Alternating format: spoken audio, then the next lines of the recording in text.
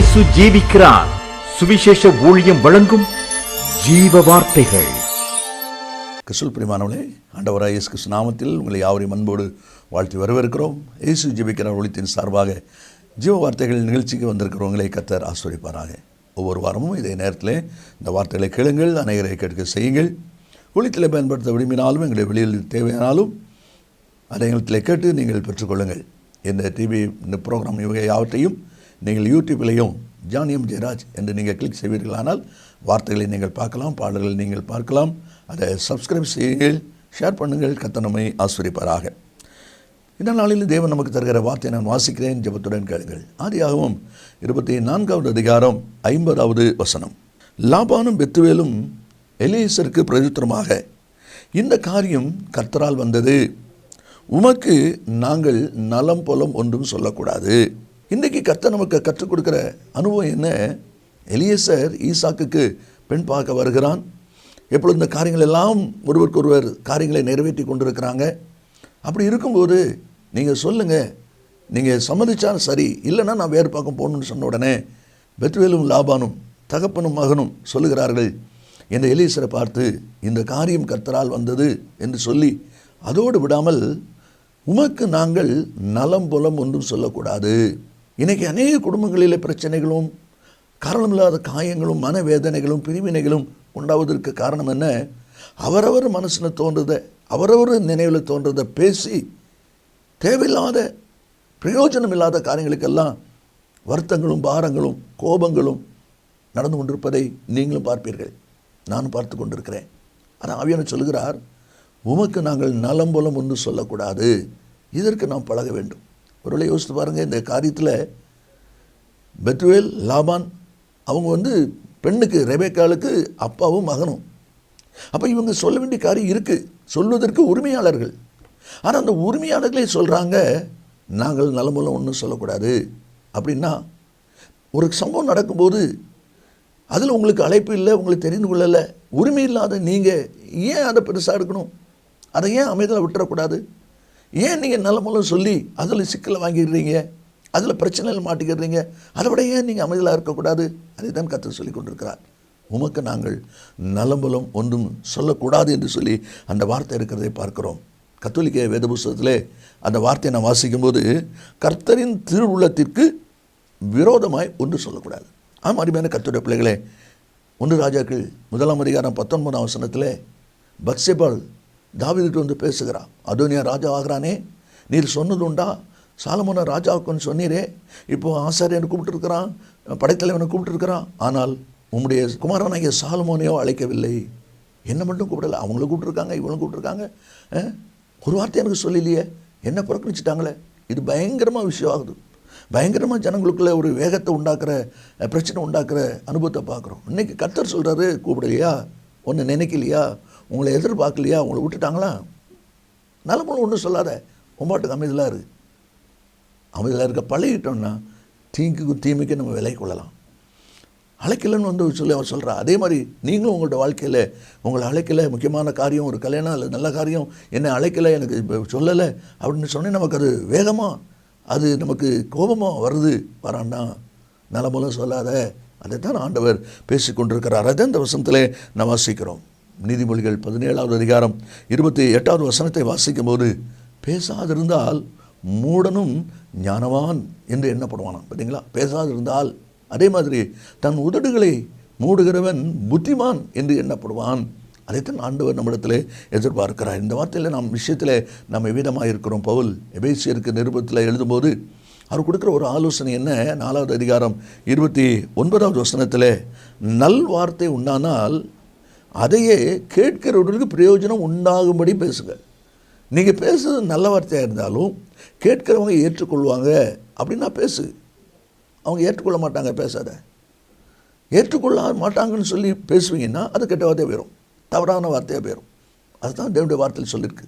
அப்படி பேசி வருத்தத்தை வாங்குறத விட ஏன் அமைதியாக இருக்கக்கூடாது? நலமுலம் ஒன்று சொல்லாமல் இருப்பதற்கு நாம் பழக வேண்டும். அதே தான் ஆண்டோடைய வார்த்தை சொல்லப்பட்டிருக்கிறத பார்க்குறோம். 2-3 அனுபவங்களை வேகமாக வாசிப்போம்.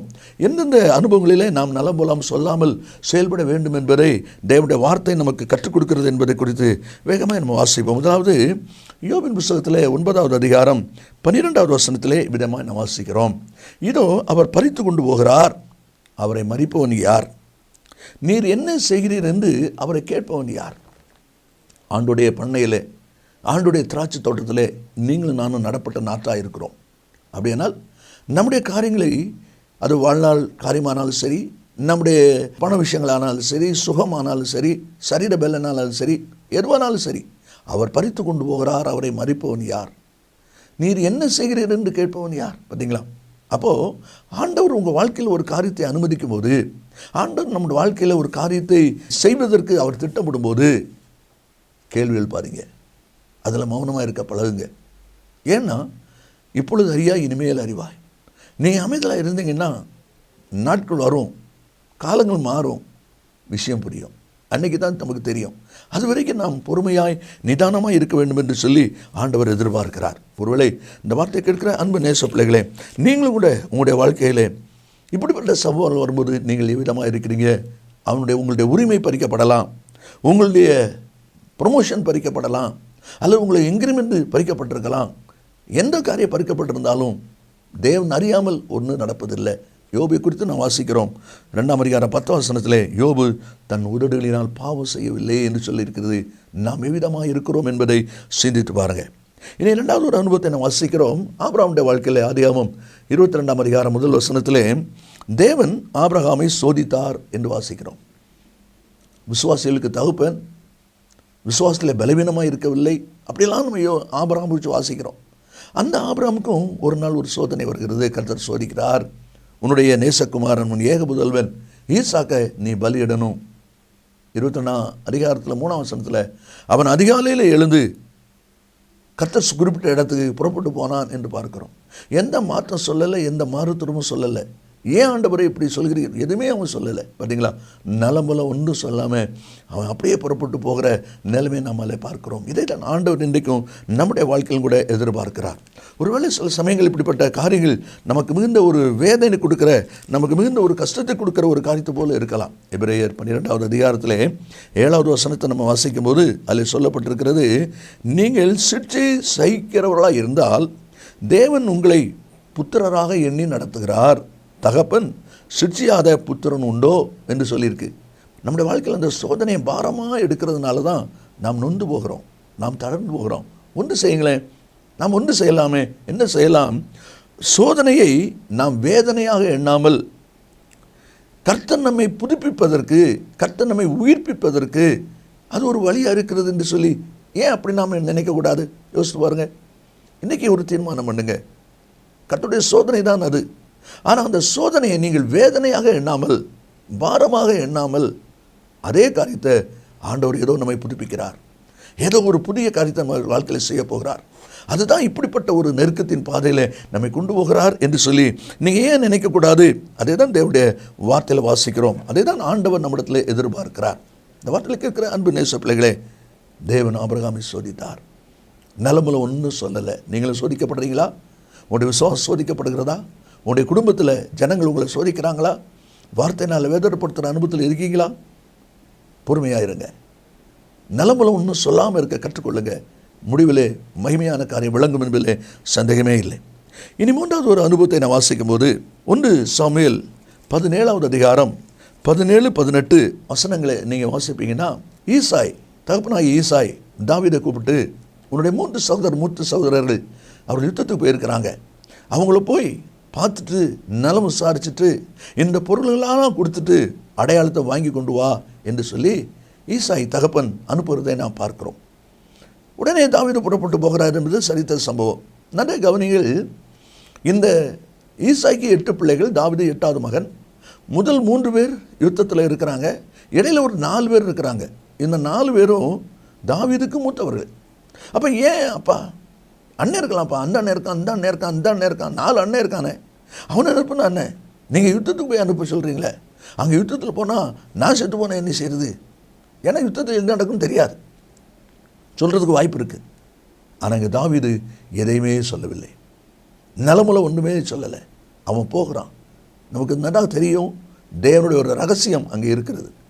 தாவீதை கொண்டு கோலியாத்தை வீழ்த்த வேண்டும் என்பது தேவனுடைய திட்டமாகவும் தேவனுடைய ஒரு நடத்தலாம் இருப்பதை சரித்திர சம்பவத்தில் நாம் அறிந்திருக்கிறோம். அதனால கர்த்தர் தாவீதை அங்கே கொண்டு வருகிறார் என்பது உண்மை. ஆனால் அந்த வசனத்தில் தாவீதை கூப்பிட்டு அவர் சொல்லும்போது, அன்னைமார் இருக்கிறாங்களே 4 பேர், அவங்கள ஏன் நீங்கள் அனுப்பக்கூடாது, என்ன சொல்கிறீங்களே, நான் தான் இருக்கலே சின்ன பையன் அப்படி அவர் சொல்லியிருக்கலாம். ஆனால் அவன் சொல்லலை. பார்த்தீங்களா, நலமலும் சொல்லலை. அவன் அப்படியே அந்த வார்த்தைக்கு உட்பட்டு அங்கே போகிறதையும் காரியங்கள் செய்யப்படுகிறதையும் நிறைவேற்றப்படுகிறதையும் நாம் அதில் பார்க்குறோம். தகப்பன் என்ன சொன்னாரோ அதுக்கு மாற்றுத்தரம் சொல்லாமல், மாற்று கருத்து சொல்லாமல் உடனடியாக தப்புன்னு சொன்ன அந்த அனுபவத்தின்படியாக அவன் புறப்பட்டு போகிறான் என்று சொல்லி அந்த வசனத்தில் வாசிக்கிறோம். ஒருவேளை சில சமயத்தில் நீங்களும் கூட உங்களுடைய காரியங்களிலே வயதான நாட்கள் வரும்பொழுது உங்கள் மனம் விரும்பாத ஒரு இடத்துக்கு நீங்கள் நடத்தப்படலாம். ஆனாலும் அதில் மௌனமாக இருங்க. நீங்கள் கர்த்தருடைய பிள்ளையாக இருக்கிறதுனால அவர் நிச்சயமாகவே நன்மை செய்வார் என்பதை மறந்து போக வேண்டாம். இயேசு இந்த உலகத்தில் வந்தபோது சீஷரை அனுப்புவது சொல்கிறார்.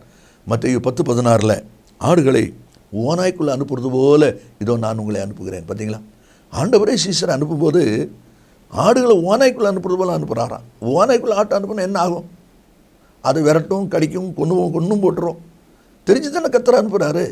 அப்போ நீங்களும் இப்படிப்பட்ட ஒரு சொல்ல அனுப்பப்படுறீங்கன்னா கர்த்தர் தெரியாமல் இல்லை, தேவனுக்கு தெரியும். நீங்கள் ஒன்றும் சொல்லாமல் நலமல சொல்லாமல் இருக்கணும். அதுதான் கர்த்தர் எதிர்பார்க்கிறார்.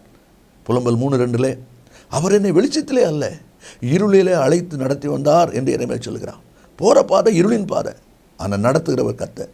நீங்கள் போகிற பாதை கஷ்டமான வேதனையான பாதையா, அதை பார்க்காதீங்க. நடத்துகிறவர் கர்த்தரான்னு பாருங்கள், கர்த்தர் கையை பிடிச்சிக்கிறாரான்னு பாருங்கள். ஜெயமான நன்மையை நீங்கள் சுதந்திரித்துக் கொள்ளலாம். கடைசியாக நாம் வாசிப்போம் 2 சாமுவேல் 16வது அதிகாரம் 12வது வசனத்தை நம்ம வாசிக்கும் போது அதில் தாவீது சொல்லுகிறான், ஒருவேளை கர்த்தர் என் சிறுமையை பார்த்து இந்த நாளில் சீமையை நிந்தித்த நிந்தனைக்கு பதிலாக எனக்கு நன்மையை சரிகட்டுவார். சவுல் குடும்பத்தை சேர்ந்த சீமைங்கிற ஒருத்தன் தாவீதை கண்ணாப்பண்ணான்னு பேசிட்டு வரான். பேலியால் மனுஷனே தொலைஞ்சுவோ அப்படின்னு சொல்லி பேசிட்டு வரான். பயங்கரமாக திட்டிட்டு வரான். இதை பார்த்த அபிசாய், செத்த நாய் மாறி இருக்கிற இவன் எப்படி ராஜாவை நம்மளை தூசிக்கலாம், முடிஞ்சு சொல்லுங்க, நான் இப்போ போய் அவன் தலையை வாங்கிட்டு வந்துடுறேன் அப்படிங்கிறான். அப்படி சொல்கிறான், இல்லை அப்படி இல்லை, தாவீதை தூசிக்கட்டும் என்று கர்த்தர் அவனுக்கு சொன்னார். பார்த்தீங்களா, அப்படி சொல்லியிருக்கும்போது நீ ஏன் இப்படி செய்கிறாய் என்று கேட்கத்தக்கவன் யார் என்று சொல்லி 10வது வசனத்தில் இருக்கிறோம். தாவீது இதில் சீமை குறித்து நலமல் ஒன்றுமே சொல்லலை, அமைதலாக இருக்கிறான். காரியத்தை என்ன கர்த்தர் அறிகிறார்.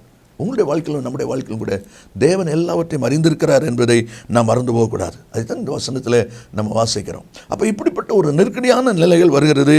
ஆனால் நடந்த சம்பவம் என்ன? அவன் சொல்கிறான், கர்த்தர் என் நீதிக்கத்தக்கதாக எனக்கு சரிகட்டுவார் என்று சொல்லி நான் விரும்புகிறேன், நான் எதிர்பார்க்கிறேன் சொல்கிற வார்த்தையை பார்க்குறோம். 1 சாமுவேல் 30:6 நீங்கள் வாசித்து பார்த்தீங்கன்னா, தாவீதும் அவனுடைய மனுஷருக்கும் ஏற்பட்ட நிர்பந்தத்தில் தாவீது தன் தேவனாய் கர்த்தருக்குள்ளே தன்னை திடப்படுத்தி கொண்டான் என்று சொல்லி பார்க்கிறோம். திடப்படுத்தி கொண்டதுனால சகலவற்றையும் இழந்து எல்லாவற்றையும் திருப்பி கொண்டான் என்பதையும் 19வது வசனத்தில் நான் வாசிக்கிறோம். இந்த வார்த்தை கேட்கிற அன்பு நேச பிள்ளைகளே, ஆவியானவருக்கு நம்ம கற்றுக் கொடுக்குற அனுபவம் என்ன? உமக்கு நாங்கள் நலமுல ஒன்று சொல்லக்கூடாது. இன்றைக்கு ஆவிக்குரிய வாழ்க்கையில் ஆண்டுடைய பிள்ளைகள் இந்த வார்த்தை கேட்கிற நீங்களும் கூட நலமுலம் சொல்லாதீங்க. தேவன் அறியாமல், தேவன் அனுமதிக்காமல் நடப்பது இல்லை. இதில் பொறுமையாக நிதானமாக அமைதலாக நீங்கள் செயல்பட ஆரம்பிங்க. தேவன் ஆபிரகாமை சோதித்தார்.